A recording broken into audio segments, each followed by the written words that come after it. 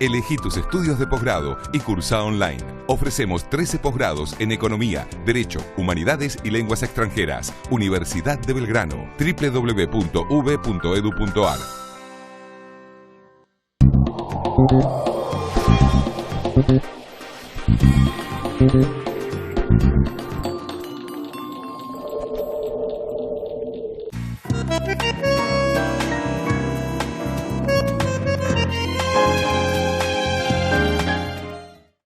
Hola, bienvenidos a Universidad Crítica, el programa creado y conducido habitualmente por el doctor Avelino Porto.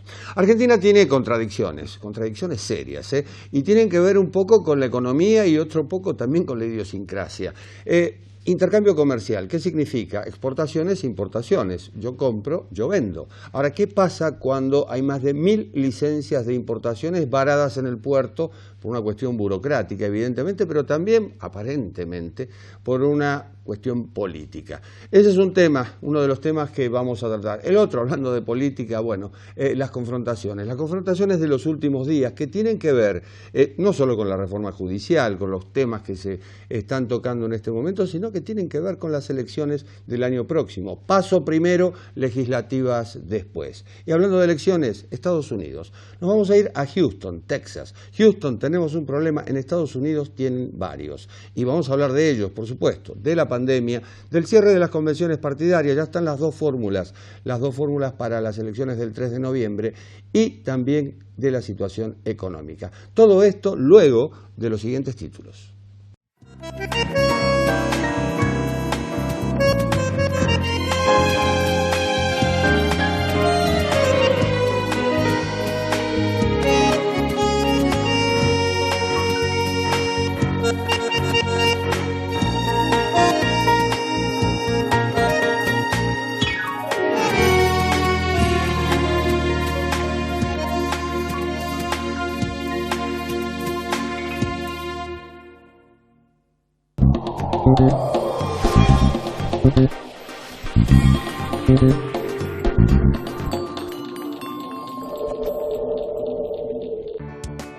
Elegí tus estudios de posgrado y cursa online. Ofrecemos 13 posgrados en Economía, Derecho, Humanidades y Lenguas Extranjeras. Universidad de Belgrano. www.uv.edu.ar.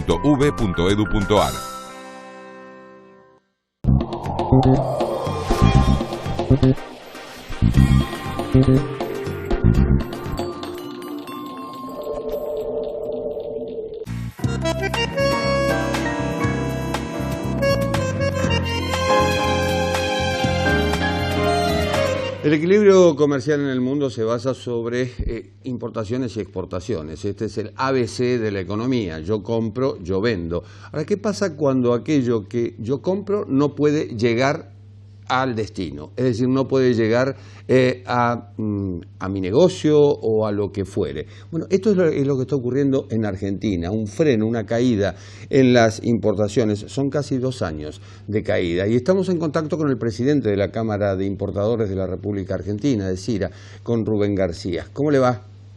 Hola, buen día, Jorge, ¿cómo estás? Muy bien. ¿Es el peor momento del sector? Nunca se puede saber si es el peor. Siempre hay espacio para caer, siempre vemos oportunidades y nunca encontramos el piso donde colocarnos. Hoy, respecto a la pregunta que me has hecho, el país ha perdido el mercado interno. A partir de eso, ahora empecemos a hablar de lo que podamos hablar de importaciones. La situación del sector cada día es más preocupante, o sea, hoy está mal y quizá mañana esté un poco peor. Pero te puedo dar los argumentos por qué estamos así y cuál es nuestra visión. ¿Y cuáles son esos argumentos? Bueno, el comercio exterior, en este caso la importación, que muchos hablan de importación, pero en realidad no es el mal de un sector, sino es el mal de las empresas. Acordándonos que más del 80% de lo que este país importa va a la industria de la producción.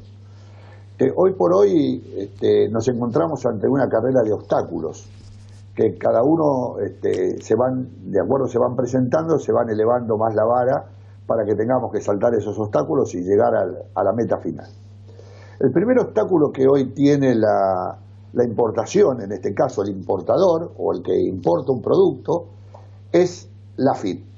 La AFIP tiene un sistema que se instauró allá por los primeros meses del año 2017, que se llama CEF, donde la AFIP, CEF significa Capacidad Económica Financiera, y la AFIP, con un algoritmo que nadie conoce, por lo menos el usuario, tiene que tener para poder sortear el primer obstáculo, que es seguir el camino a la obtención de la licencia no automática o la licencia automática. Si la AFIP no le da luz verde al trámite o considera que la empresa no tiene capacidad económica financiera, le rechaza el trámite, con lo cual usted tiene que ir a la agencia, que hoy permanece cerrada y solamente tiene que entrar en un sistema para hacer su descargo y ver de qué manera salta la primer base. Segundo tema son las normativas del Banco Central, que evidentemente no le permiten en la práctica a uno trabajar como corresponde. Esto se originó a partir de agosto del año 2019, cuando la administración Sanleris o el Banco Central presidido por Sanleris sacó una comunicación, la A6818, que luego, después de idas y vueltas, se amalgamó o se consolidó en la A6844, donde uno de los puntos más críticos que tiene es que el importador, una vez que saca un dólar, por decir una unidad, hacia el exterior, como anticipo, como pago, tiene hasta 90 días, reitero, hasta 90 días para ingresar la contrapartida en mercadería. Si usted no cumple con ese procedimiento, evidentemente queda expuesto a sufrir los avatares de la ley penal económica. Usted y el banco privado que lo acompaña en el envío del dinero. Ahora bien, los que conocemos un poquitito de comercio exterior, sabemos bien claro que en 90 días es imposible traer una mercadería de Oriente, tratándose de una materia prima o un bien o un bien terminado. Imposible, porque sabemos que los productos no es que están esperando en la puerta de la fábrica para que venga un importador argentino, los compre y el barco pase por la puerta de la fábrica y lo recoge y lo traiga. Es imposible en un escenario común. Imagínese en un escenario de pandemia, donde los barcos no tienen el tráfico normal, donde la gente no trabaja en forma normal, las fábricas tienen distintos procesos, con lo cual evidentemente estamos fuera de timing. Si bien el Banco Central no lo escribió, pero entre líneas lo dijo, que la pandemia iba a ser una de las excusas verdaderas o valederas que nos iba a permitir que el Banco Central no nos caiga con toda la ley sobre los importadores, no hay nada escrito y hoy la normativa es imposible de cumplir. Luego el Banco Central en esta gestión impulsó la comunicación A7030 y sus posteriores, que evidentemente también agravan o agrandan el cepo cambiario en el cual nos encontramos. Y el tercer paso, la obtención lisa y llana de una licencia no automática. Las licencias automáticas salen todas. O sea, no conozco licencias automáticas que no salgan. Ahora, las licencias no automáticas tienen un corset muy fuerte, una traba muy fuerte, y además de no salir en los tiempos que requiere el importador, en este caso el importador, la industria o quien fuere, violan normativas internacionales. ¿Por qué? Porque hay licencias no automáticas que vienen del continente europeo o de Oriente, que tardan más de 60 días, con lo cual estarían violando normativas del OMC. Y licencias no automáticas que vienen de Brasil, pertenecientes al acuerdo automotriz, donde los tiempos de terminación son de 10 días, que evidentemente también se violan y esos plazos no se cumplen. Ahora, también otro de los agravantes es de que muchas de esas mercaderías, suponiendo que los bolsillos del Banco Central estén flacos, porque los que estamos un poco en el día a día, si bien no sabemos puntillosamente cuál es la cantidad de dinero que tiene el Banco Central de libre disponibilidad, sabemos que las divisas oscilan en una banda entre 7.500 y 8.500 millones de dólares. Lo conocemos. Pero hay mercadería que hoy está en el puerto detenida, ya paga, ya abonada al exterior, con lo cual lo único que está generando gastos, y realmente no entendemos por qué la Dirección Nacional de Gestión Comercial Externa no emite la licencia correspondiente y tampoco atiende los teléfonos y tampoco contesta los mails. O sea, flaco favor que le hace a lo que es un servidor público. Entre esas mercaderías ha de haber insumos que necesitan empresas para fabricar mercadería justamente aquí en Argentina. Mire, hay variados casos. Jorge, es imposible a veces pensar que en algún momento tuvimos que intervenir como Cámara, solicitar, pedir, o sea, hágase un paréntesis, que estamos pidiendo para trabajar. O sea, a ver, el que pide algo, pide para trabajar y no pide de vicio. O sea, que tuvimos que pedir por insumos médicos o insumos dedicados a lo que hoy es salvaguardar al país de la pandemia o a ayudar a que la pandemia sea menos ingrata, y otros temas de pedir para insumos para bombas para Vaca Muerta o insumos para eléctricas de Mendoza o un montón de cosas que son de uso en la industria directamente. Estamos pidiendo para industria que traen partes y piezas para fabricar muebles, sillas, y evidentemente la licencia no sale. Y con el otro agravante, que obviamente no tengo la prueba fehaciente, porque alguien llama de la Dirección Nacional de Gestión Comercial Externa, identificándose con un nombre de pila y diciéndole al importador, en este caso, al que está pidiendo la licencia, que tiene un cupo quizá igual o menor al año 2019, que fue el año peor de la última década. Con lo cual, y otro agravante más, si usted quiere, para sumar este problema, que le dan un cupo y usted que es una mala palabra, suponiéndose que usted tiene cupo, igualmente no le otorgan las licencias. ¿Y qué pasa con aquella mercadería que tiene fecha de vencimiento?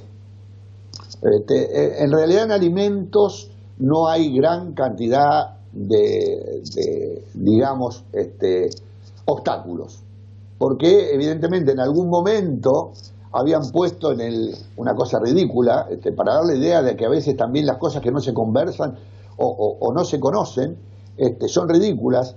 En la resolución 1, que se fue por la primera resolución que saca la Subsecretaría de Política Comercial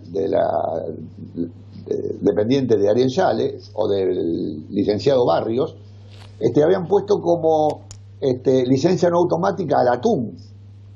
Y que alguien me diga dónde se pesca atún en la Argentina o dónde hay atún.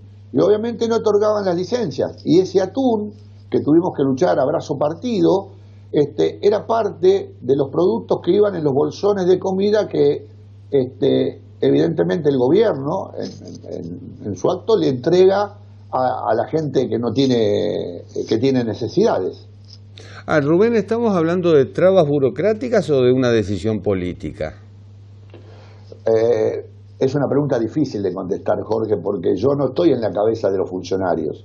Evidentemente, si yo tengo que pensar o a razonar de lo que usted me pregunta, yo le diría que habría una decisión idéntica, por lo menos por las palabras discursivas que salen del Ministerio de la Producción, donde se intenta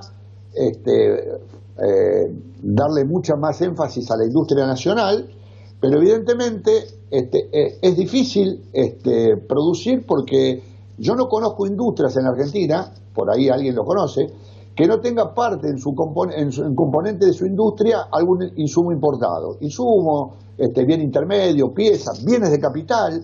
O sea, realmente puede ser que quieren volver al viejo lema de Aldo Ferrer, vivir con lo nuestro. Son políticas que yo no estoy adentro del gobierno ni las he discutido, pero realmente si queremos y tenemos intención de exportar 100.000 millones de dólares una ambición muy grande que hay que cumplir y ojalá lo podamos hacer. Evidentemente, creo que usted lo dijo, es un camino de ida y vuelta. Y si yo no compro, yo no vendo. Porque si volvemos al tiempo anterior, yo recuerdo que allá por el 2014-2015, China nos suspendió la compra de peles de soja. Y durante un año nos hizo penar por ese tema. El importador compra la mercadería o la encarga. La mercadería llega al puerto. Una vez que está en el puerto, ¿el importador tiene que pagar por la estancia de esa mercadería en el puerto? Obvio, Jorge. A ver, ¿cuál es el proceso?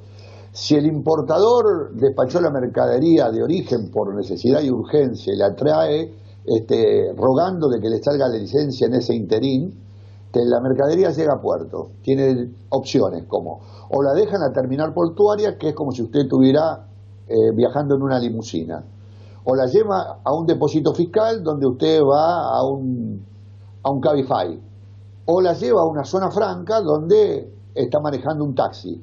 Todo le cobran, o sea, no tiene posibilidad. Eso sería la primera visión sobre el estadio. Ahora, ahí tiene otro mayor problema, porque la mercadería suya viene en un contenedor y las navieras le obligan a usted, le dan X cantidad de días, que pueden ser entre 15 y 20 días de libertad del contenedor, pero si usted se pasa de esos 15 o 20 días, la naviera le cobra $100 diarios por la no devolución del contenedor. ¿Les da posibilidad de demandar al Estado por esto? La gente no tiene, a ver, la gente lo que menos quiere es litigar, la gente quiere trabajar, Jorge. A ver, yo entiendo que cada uno quiere hacer su trabajo. Mire, la verdad que sangra el corazón cuando hay que pedir, así lo decía José Hernández, su Martín Fierro. Mendigar para trabajar, para dar trabajo. Hay textileros que traen, por decirle un rubro, después si quiere seguimos hablando o ampliando, que traen textiles, telas no producidas, que a su vez les dan trabajo a un montón de talleres en el país, con quit, blancos. Y esos talleres hoy, al no tener la materia prima, no pueden trabajar, no pueden producir. Ahora, el gobierno intenta no ingresar camisas terminadas de donde fuere, camisa por decir un producto. Ahora, y no le da la materia prima al taller local para que pueda producir. Es como el perro del hortelano. A eso iba cuando le decía lo de los insumos, es decir, que al llegar insumos, no todos los insumos se fabrican en Argentina ni se consiguen en Argentina, y evidentemente da trabajo justamente a los argentinos, que es lo que más se necesita en este momento. Bueno, esto es lo que ve, a ver, esta es la realidad, Jorge, porque la verdad, cambiar la realidad es muy difícil. A ver, una planilla de Excel resiste cualquier número, pero usted la realidad no la puede cambiar. Tapar el sol con las manos es muy difícil. Pero tiene que haber voluntad política, Rubén. Acá venimos declamando siempre el diálogo público-privado y todo esto. A ver, hay una realidad de un funcionario político que hace normas atrás de una poltrona. Esta es la realidad. Y quizás digo, y no estoy ni ofendiendo, nunca chapoteó los pies en el barro de una fábrica, no conoce lo que es estar en un puerto, quizás no conozca lo que es el ingreso de un barco, cómo es la operativa de comercio exterior, lo que conocemos todos. Y cuando usted mira y nos preguntamos por qué el comercio exterior, por qué la Argentina no tiene visibilidad en el comercio exterior, es uno de los países que más trabas tiene, nos damos cuenta de que Argentina en el mundo, o por el mundo, tiene reconocidos más de 5.000 productos que fabrica y produce, reconocidos por el mundo. Reconocidos. Ahora la pregunta es ¿por qué no exportamos esos productos? Póngale burocracia, normativas, impuestos. El mundo compra producto. O sea, a ver, nosotros tenemos que vender productos, no podemos vender impuestos, no podemos vender burocracia, no podemos vender costos colaterales. La gente nos compra productos y nos compra previsibilidad. Si hoy vendemos un producto, vamos a hablar de uno de los productos que nos gusta más a los argentinos, por lo menos a mí, y hoy me cuesta no poder comerlo todos los días, el dulce leche. Si yo quiero establecer un dulce leche en la góndola de un supermercado en el mundo, el supermercado ese me va a pedir y me va a exigir que mi producto lo tenga permanentemente dentro de su pedido. Y si yo hoy tengo una normativa para trabajar y mañana viene otro gobierno u otra administración y me cambia las normas de juego, y mañana viene otra, ¿de qué manera yo le doy previsibilidad? Y entonces el mundo se harta de lo que nosotros hacemos, está cansado de nosotros. O sea, nos entiende, nos comprende, pero cada vez nos estamos alejando más de tener diálogo con el mundo. Le cambio el dulce de leche por productos mexicanos como el chipotle, por ejemplo. Hoy en Argentina es prácticamente imposible conseguirlos. Y otro dato, hacer negocios, Doing Business, que es el informe anual del Banco Mundial. Bueno, Argentina cada vez cae más por la dificultad en abrir un negocio en Argentina, en fomentar esto que es el intercambio comercial. Rubén García, ha sido muy amable, muchas gracias. No, Jorge, muchas gracias a ustedes, que tengan todos muy buenos días. Muchísimas gracias. Vamos a una pausa, volvemos.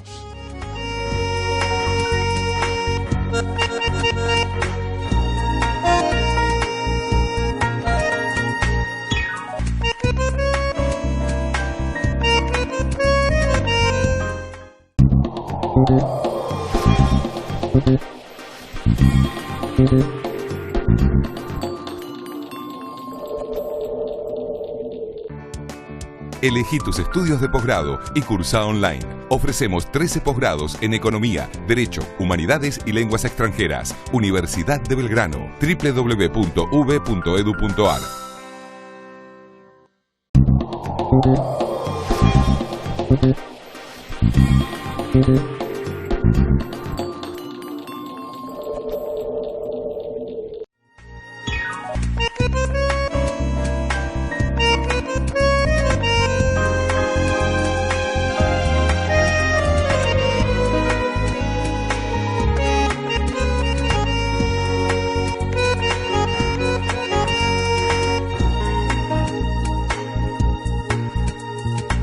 Y el ambiente político comienza a enrarecerse, o sigue enrareciéndose en realidad. La cuarentena tiene sus defensores, sus detractores. Bueno, mientras tanto transcurre la pandemia y mientras tanto hay reformas que mucha gente no se explica. El apuro por la reforma judicial, por ejemplo, o el control público de las tarifas de telecomunicaciones. En fin, todo lo que hace a un año previo al año electoral, que es el año próximo, y sobre el cual inclusive se han puesto algunas dudas en los últimos días. Y para eso estamos en contacto para aclarar estos temas con el diputado Waldo Wolf, que es diputado de Juntos por el Cambio. Hola, diputado, ¿cómo está?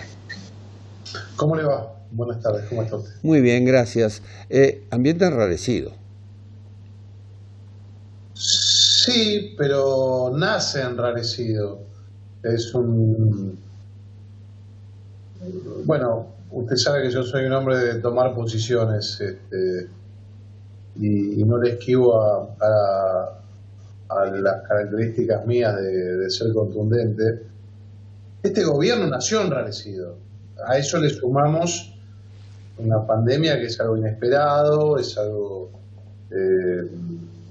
que despierta ciertas características intrínsecas que muestran a este gobierno tal cual es, autoritario, populista, agresivo, pero nace enrarecido. No es normal un gobierno cuyo presidente es elegido por la vicepresidenta.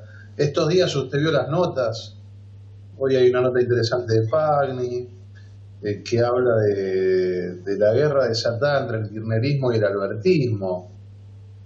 A mí me remite al año 74 o 73, cuando se agarraba a la izquierda y la derecha peronista. Hoy con otras características, por suerte, sin víctimas, pero con los argentinos de rehenes y abiertamente, ¿no? La discusión es qué tenemos que hacer nosotros los opositores, ¿no? Y entramos en un síndrome de Estocolmo. Están peleándose en gobierno los que gobiernan y nosotros somos los responsables de lo que hacen ellos. Una cosa muy bizarra que hay que bajarla, hay que pasar la zaranda, esperar que pase baje el agua para analizar un poco cómo se sigue, ¿no? Bueno, hay cosas que son inexplicables. Una de ellas, el gobierno impulsa la reforma judicial con apuro, casi como un decreto de necesidad y de urgencia, de la misma vicepresidenta y presidenta del Senado, la que dice que este no es el proyecto que nosotros queremos. Y la calle pide otra cosa, no habla de reforma judicial, habla de justicia secas, es decir, habla de inseguridad. No hay sintonía ahí entre un sector y el otro. No, lógicamente y claramente no, pero pasó, todo esto es matricial, se repite en todos los ámbitos. Recuerde usted, un día sale Alberto Fernández a decir yo no voy a hacer locuras de intervenir en empresas, creo que fue el 28 de mayo eso, porque en aquel momento yo soy bastante estudioso de las fechas y los tiempos, y el 10 de junio interviene Vicentín. A la semana el ciclo de contradicción fue más grande, porque un día, recordará usted y su audiencia, dijo que en Venezuela no se respetan los derechos humanos, y al otro día salió a respaldar, a los 2 días salió a respaldar al régimen de Maduro porque lo corrió Víctor Hugo Morales por radio. ¿Se acuerda que él lo llamó a la radio a Víctor Hugo Morales?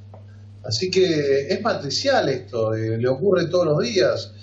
Y la Argentina está en el medio, los argentinos estamos en el medio, porque gobiernan dos facciones antagónicas en su ideología, en su visión del mundo. Esta semana pasó de vuelta, el viernes a la noche salen con el decreto de congelamiento de la tarifa de internet, televisión y telefonía, y hoy ya están los diarios, están negociando cómo hacen para revertirlo, porque incluso hasta la presidenta del FMI es una mujer que viene del área tecnológica de AT&T, y la llamó para decir que en la Argentina no va a haber nunca más una inversión, y Guado de Pedro está interviniendo. Una locura, un gobierno que no tiene ninguna visión de horizonte más allá de sacar el decreto viernes a la noche entre gallo y medianoche, ¿no? Peligroso, muy peligroso. Bueno, Carlos Slim, el empresario mexicano, uno de los magnates del mundo, tiene que ver con las telecomunicaciones, pero también tiene que ver con la vacuna que supuestamente Argentina va a tener en primer lugar. Sí, bueno, por eso le digo, a mí me encantaría, ¿no? Porque yo soy un hombre como le dije antes, de hablar libremente. Yo no me considero nada más que un ciudadano común que abrazó la política porque me gusta, pero vengo de la actividad privada. Soy un hombre que lee mucho, que se informa mucho, que tengo mi ideología. Me considero un hombre que apoyo la libertad y como eje de mi vida política no creo en las derechas y en las izquierdas. Creo que hay veces que uno tiene que hacer cosas identificadas un poco más con la seguridad por sobre todas las cosas, con la solidaridad por sobre todas las cosas. O sea que no tengo ideologías férreas, más que la libertad. Y la verdad que nos ponen a nosotros, a los opositores, en el dilema que nos dicen, no, ustedes son muy duros, hay que acompañar. Estamos en una situación increíble, ¿no? Pues yo soy un hombre que respeta las instituciones, voy a defender la democracia con mi vida si es necesario, porque creo que siendo un sistema imperfecto es por lejos el mejor, es el único y es el nuestro, no está en discusión. Pero de la gobernabilidad, cuando dicen hay que darle gobernabilidad, pero hombre, primero dense ustedes gobernabilidad. Nosotros nunca hemos afectado la gobernabilidad. Siendo un hombre vehemente, lo he acompañado con las emergencias, le he votado la refinanciación de la deuda, lo hemos acompañado con el presidente del Interbloque, Mario Negri, cuando lo acompañó el 20 de marzo, el día que lanzamos la cuarentena, se acordará usted. El presidente de la nación anterior, nuestro expresidente Mauricio Macri, a pesar de que el presidente para mí ya en un arrebato de incoherencia salió a decir algo que es incomprobable en una conversación privada, que es romper todos los códigos de barrio, ya eso no se aprende en la política. Imagínese usted qué opositor iba a hablar con Alberto Fernández si él sale a contar reuniones privadas y además miente. El presidente Mauricio Macri dijo en un hilo de tweets en aquellos días de marzo que empezaba la cuarentena, la cuarentena, dijo que apoyamos al gobierno, que la ciudadanía tiene que acompañar, así que nosotros hemos dado la gobernabilidad responsable, siendo críticos como debe ser una oposición responsable. Ahora, háganse cargo de que adentro tienen lío. No quiero decir, este es un ámbito académico, usted sabe además que yo soy exalumno de la universidad, así que no quiero decir quilombo porque queda feo, pero la verdad que tienen un quilombo adentro. No digo, para hablar un poco como habla la gente, a mí no me gusta ser grosero, pero es imposible. Imagínese usted manejando una universidad, que le pongan un secretario que usted no lo maneja, que hace lo que quiere, que se pelea con usted, que le saca cosas que usted no dice. Una locura, están manejando un país. Y yo quiero que se pongan de acuerdo, porque puedo no estar de acuerdo ideológicamente en un montón de cosas, pero quiero que al país le vaya bien, quiero que la universidad funcione, quiero que mis hijos salgan a la calle tranquilos, que no le vendan droga, que no los maten, que puedan trabajar, que no cierren 61.000 pymes, que no haya 1 millón de nuevos desocupados. Y siguen con el relato y la mentira y la presión y la payasa Filomena, y hoy salieron con que no hay que reírse, cantar ni hablar fuerte, y desaparece y muere un chico Astudillo y le regalan un perro a la madre. Una cosa, a veces si uno se abstrae y mira esto de afuera, somos una película de Fontana Rosa, pero peligrosa, ¿no? ¿Y dentro de Juntos por el Cambio? No, yo creo que yo soy un optimista dentro de Juntos por el Cambio. Usted vio que algunos señalan que hay tensiones, halcones, palomas, pero nosotros somos un frente no dogmático y las tensiones, vivimos con tensiones. Recordará usted cuando fuimos gobierno, Lilita permanentemente tenía sus opiniones divergentes, y está bien que así sea. Nosotros adentro, ¿se acuerda usted la famosa discusión rosca o redes, el marcospenismo o el monzonismo, y los radicales también tienen su interna, y está bien, pero siempre con respeto, y estamos todos juntos, ¿no? Han querido pero no han podido. Arrancamos con 119 diputados, lograron de alguna manera borocotear a 3, Anzalone, Carambia y Ávila, y ahí estamos los 116 abroquelados, contra un oficialismo que es profesional en corromper y romper oposiciones, porque lo han hecho toda la vida. De hecho, Alberto Fernández inventó la palabra borocotear. Fue un hombre que corrompió a Borocotó desde el día que asumió, y el otro día se pasó al PJ. Empezamos con 25 senadores y en muchas votaciones en el Senado hemos tenido 29, así que yo creo que estamos bien en un año post-derrota, donde se están redefiniendo liderazgos, así que yo no veo bien. Es difícil, a veces es contrafáctico, y algunos preguntan quién es el líder, y este año no hay un líder definido. Las elecciones ordenarán líderes el año que viene cuando se hagan las listas, y en el 23 cuando tengamos nuestros candidatos a presidente y gobernadores y jefe de gobierno. Pero yo nos veo bien, nos veo unidos, discutiendo, pero siempre con criterio. ¿Qué impresión le da Larreta participando del triunvirato con Alberto Fernández y con Axel Kicillof? Yo hablo con Horacio y me parece que está bien. Él tiene responsabilidad de gestión y él hace lo que tiene que hacer, ¿no? Yo soy un hombre que viene del deporte, fui futbolista, y suelo dar ejemplo del deporte. En un equipo está el que la pisa y está el que raspa. Estaba Chicho Serna y Riquelme en Boca, y Horacio está cuidando la ciudad, la gobernabilidad, la coparticipación, la seguridad, y lo hace muy bien, y tiene que estar, y yo no le digo a él que no esté, y él no me pide a mí que no tenga las expresiones que tengo, porque yo tengo un rol más político, y no solo que puedo, sino que debo hacer lo que estoy haciendo, entendiendo que él puede y debe hacer lo que está haciendo. Así que bien, lo veo bien, Horacio.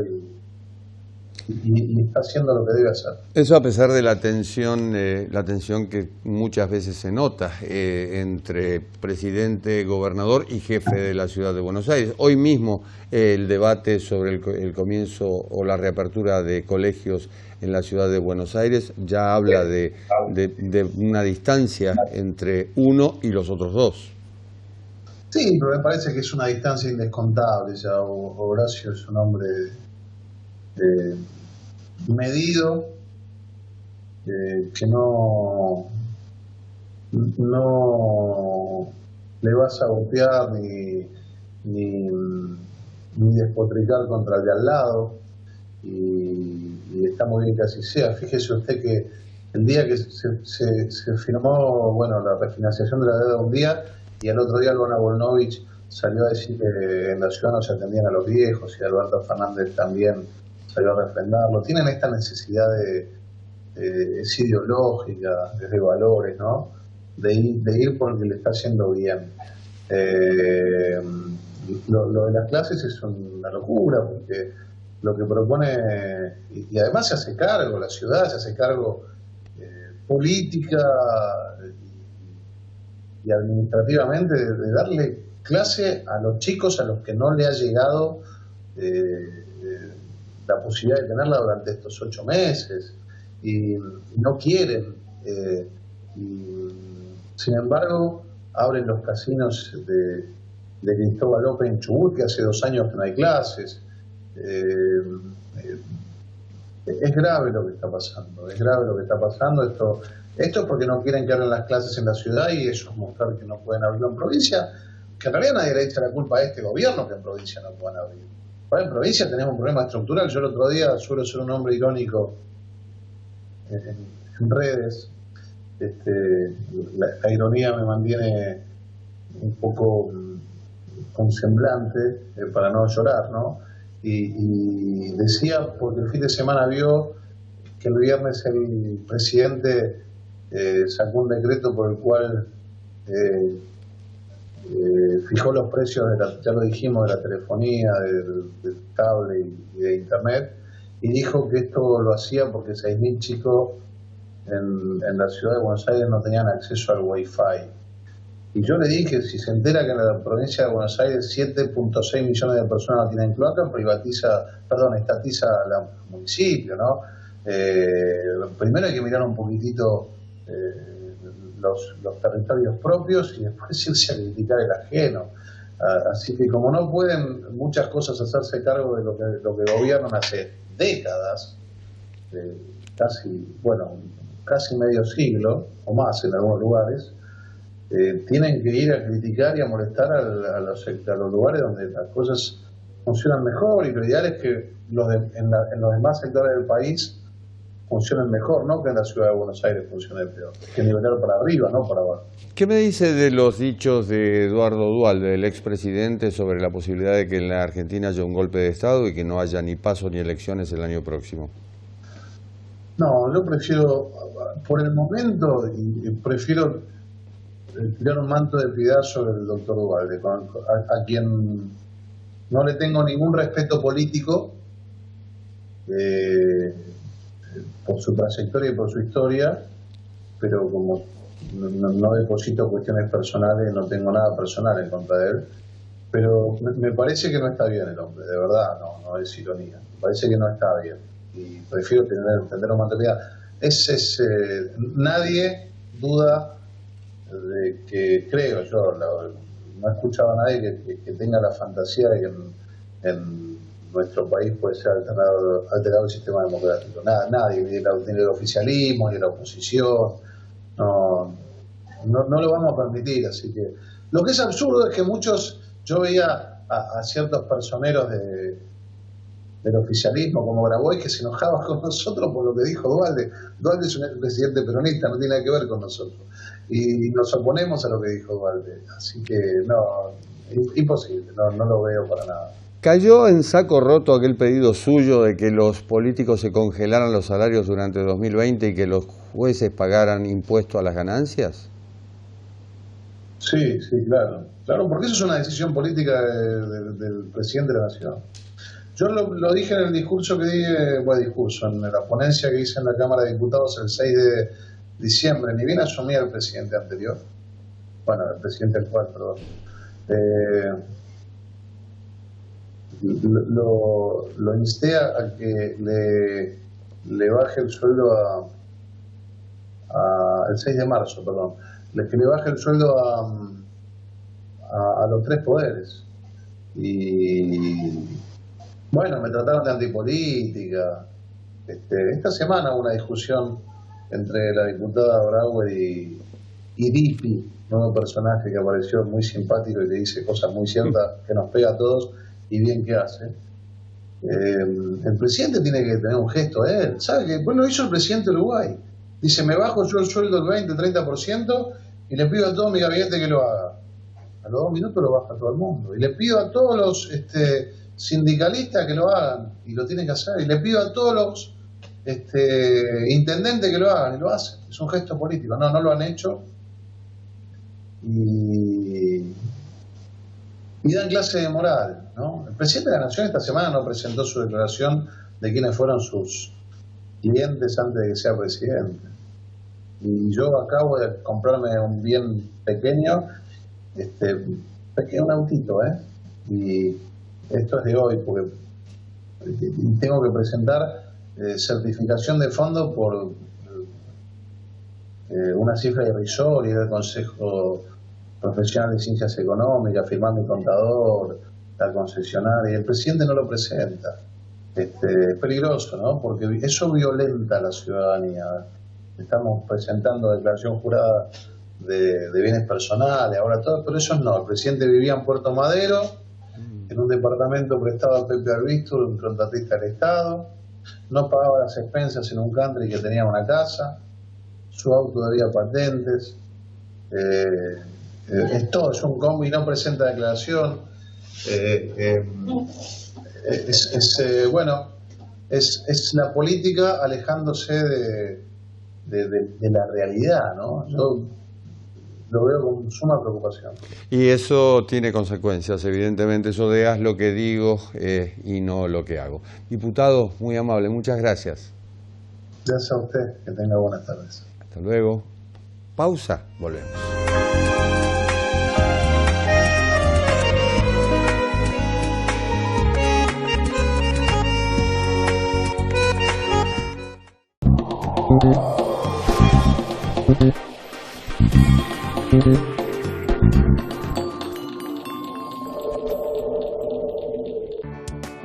Elegí tus estudios de posgrado y cursa online.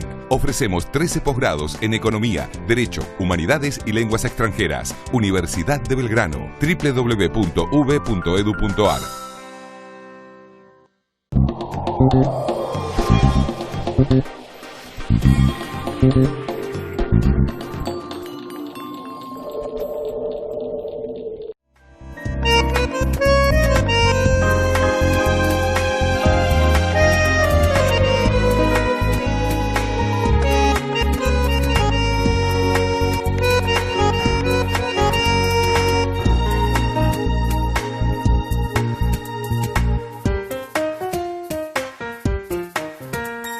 Las cartas están echadas en Estados Unidos. Por un lado, la Convención Republicana acaba de proclamar la fórmula Donald Trump-Mike Pence para las elecciones del 3 de noviembre. Una semana antes, la demócrata había proclamado la fórmula de Joe Biden con Kamala Harris.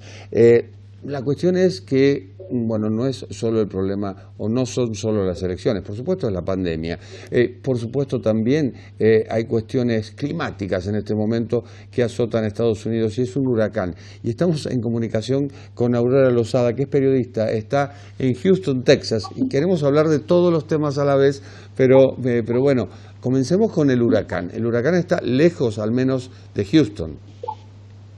Hola, Jorge. Sí, afortunadamente para nosotros, aunque el huracán Laura venía directo a Houston, en el último momento viró hacia el este y en realidad pegó bastante duro como huracán categoría 4 en la frontera entre el estado de Texas y el estado de Luisiana. y ha sido bastante devastador. Afortunadamente, digo afortunadamente porque no ha habido víctimas excepto una niña, lo cual es lamentable, pero es increíble teniendo en cuenta la naturaleza de este huracán. El principal problema de que viniera para Houston, además de que era un problema para nosotros, los residentes de Houston, es que todos los expertos habían previsto que si eso sucedía, iban a salir volando las refinerías que hay en esta parte de la costa del Golfo. Así que en realidad hubiera sido un problema gigantesco, no solo para nosotros, sino para todo el país. Houston, tenemos un problema que no es una frase real, pero que sí ha sido atribuida a un astronauta del Apolo 13. Hoy se multiplica por varios, porque por un lado está la pandemia, pero por el otro lado también hay una renovada atención por la segregación racial y por la violencia policial en Estados Unidos. Sí, bueno, como sabes, se ha convertido además en uno de los principales temas de campaña electoral. De hecho, hace solamente 3 días tuvimos el último episodio de violencia policial contra un ciudadano afroamericano en Wisconsin. Y es impresionante cómo, además de ser un gran problema social en este país, se ha convertido en un problema político en un año electoral, en el que además falta, bueno, prácticamente nada. Nos queda alrededor de 2 meses y pico para las elecciones presidenciales. El problema con eso es que generalmente, como ya habrán visto allí, cada vez que existe un episodio de esta naturaleza que es absolutamente espantoso, no solamente hay protestas, sino que además hay bastante destrozo. La gente está bastante, yo diría que enojada, pero además de enojada, tiene un límite también de aguante para estas cosas. Y la manera de soltar ese enojo es salir a manifestarse de una forma muy obvia que es, o muy evidente que es, desde quemar autos, destrozar tiendas, todo lo que ya hemos visto que ha venido sucediendo en los últimos meses.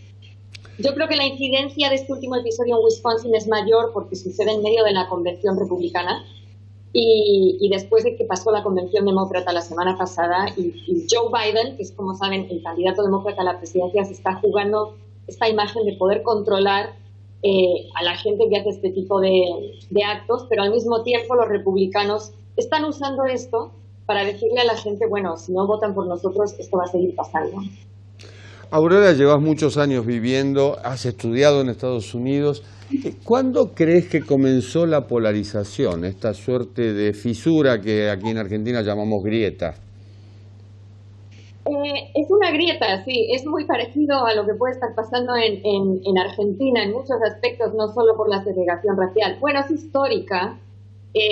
Una de las cosas que ha sucedido a raíz de todo lo que empezó a pasar después de la muerte de George Floyd, como saben, en el estado de Georgia, que fue lo que realmente desencadenó todas las protestas, el movimiento muy fuerte de Black Lives Matter y todo lo que está pasando en la calle ahora, es histórico desde la época de la esclavitud. Ha habido un reconocimiento generalizado después de la muerte de George Floyd en este país de que tienen que hacer un análisis mucho más profundo del que han hecho hasta ahora, de cómo es posible que al día de hoy los afroamericanos, sobre todo los hombres afroamericanos, pero en general toda la comunidad afroamericana, sigue estando muy sojuzgada y por supuesto sufre consecuencias muy reales, como es perder la vida en simplemente una interacción con un policía, cosa que rara vez pasaría si eres blanco o incluso asiático, ¿no? Yo creo que lo que está sucediendo ahora también es que el país se está encontrando en una situación de pandemia, en una gran crisis económica, en un año electoral, como decía antes, y en medio de eso está esta herida enorme social y cultural con la que se enfrenta y no puede seguir evadiendo. Bueno, pero hay una polarización política que es previa a la pandemia y que ni siquiera tiene que ver con la segregación racial. Hoy un demócrata ya no te dice ni el apellido del presidente, te dice él, como tomando distancia. Sí. No, mira, la polarización, por eso te decía que sí me recuerda mucho a la grieta argentina.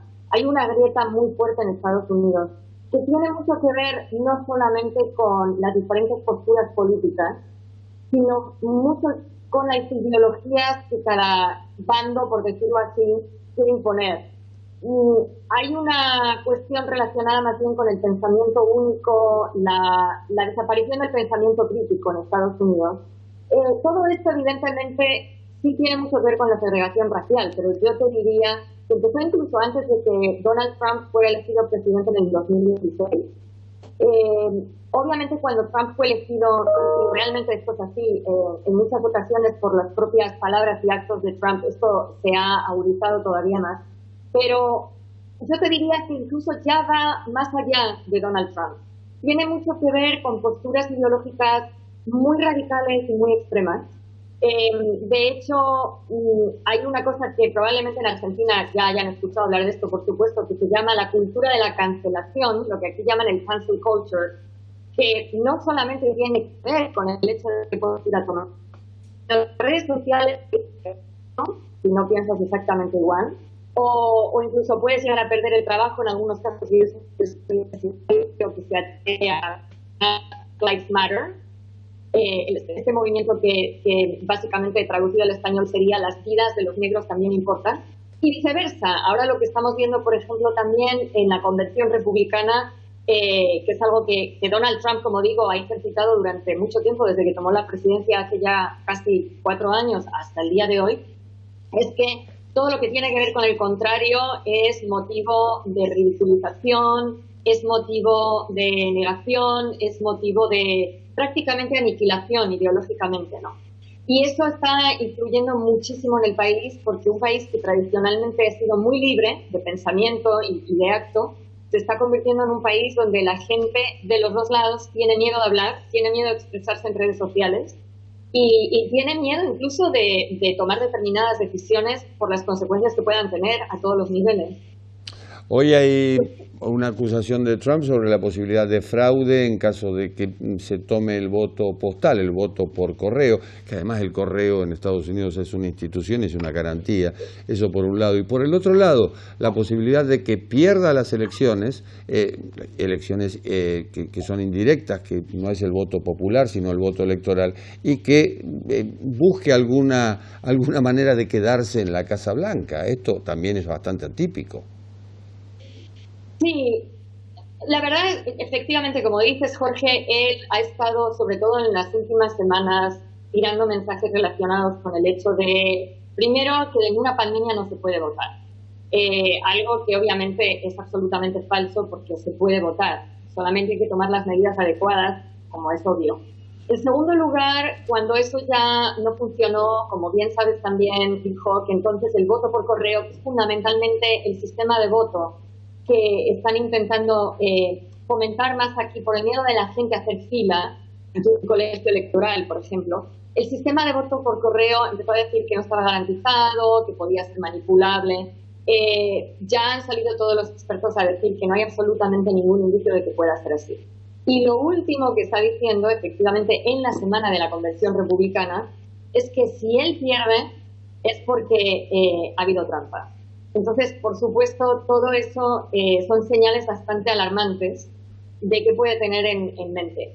Quiero pensar que en un país como Estados Unidos eso nunca va a llegar a pasar. Es verdad que las cosas han cambiado mucho en muchos aspectos, pero también es cierto que el sistema democrático ha sido bastante fuerte y todas las instituciones han sobrevivido. Y cuando digo han sobrevivido, no me refiero a que hayan sobrevivido a Donald Trump, que es un presidente democráticamente elegido, sino que han sobrevivido a diferentes intentos fundamentalmente de este gobierno de minarlas de alguna forma. Habrá que ver qué pasa en noviembre, porque lo primero que habrá que ver es si gana Donald Trump, lo cual en este momento te digo no sería improbable. Sí es verdad que por primera vez en los 4 años que él lleva como presidente vemos más accesible la posibilidad de que pierda, precisamente porque es muy criticado sobre lo que ha hecho con la pandemia. Hay mucha gente que se ha sentido abandonada por él. La economía de Estados Unidos obviamente ha salido, como sabes, muy, muy lastimada con el tema de la pandemia, y todos los expertos están diciendo que por lo menos tardará 2 años más en recuperarse, y todo esto a él le afecta. Pero también es verdad que él tiene una gran masa de votantes que son muy fieles y muy leales, pase lo que pase a él. Me da la impresión, Aurora, de que la noche del 3 de noviembre va a durar un par de semanas, como ocurrió cuando Bush le terminó ganando las elecciones a Al Gore, muy disputadas, y en aquel momento hasta tuvo que intervenir la Corte. Bueno, me parece que no va a ser fácil, al menos esa noche. Es muy probable. porque además ten en cuenta, como hablábamos hace unos minutos, que va a ser una votación distinta en el sentido de que sí va a haber gente que va a estar haciendo fila para votar. Yo, por ejemplo, soy uno de ellos. No tengo problema en hacer fila de las horas que haga falta con una mascarilla. Pero va a haber mucha gente que va a votar por correo. Y eso cambia un poco el juego de lo que generalmente es el recuento de los votos electorales en una noche de elección presidencial en Estados Unidos. Con lo cual tienes toda la razón. Yo creo que no va a ser inmediato el recuento y que por esta misma naturaleza de esta elección que estamos hablando, es muy probable que Trump aproveche para rebatir algunos resultados. Aurora Lozada, desde Houston, Texas. Muchísimas gracias, un gusto como siempre. Gracias a ustedes, un abrazo para todos los argentinos. Muchas gracias.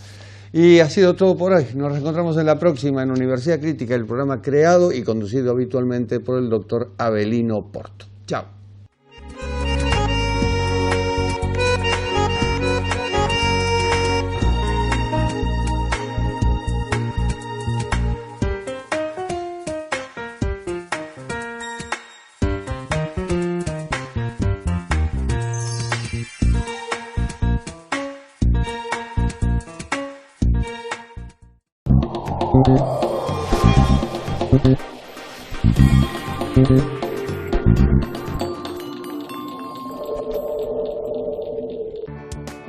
Elegí tus estudios de posgrado y cursa online. Ofrecemos 13 posgrados en Economía, Derecho, Humanidades y Lenguas Extranjeras. Universidad de Belgrano. www.uv.edu.ar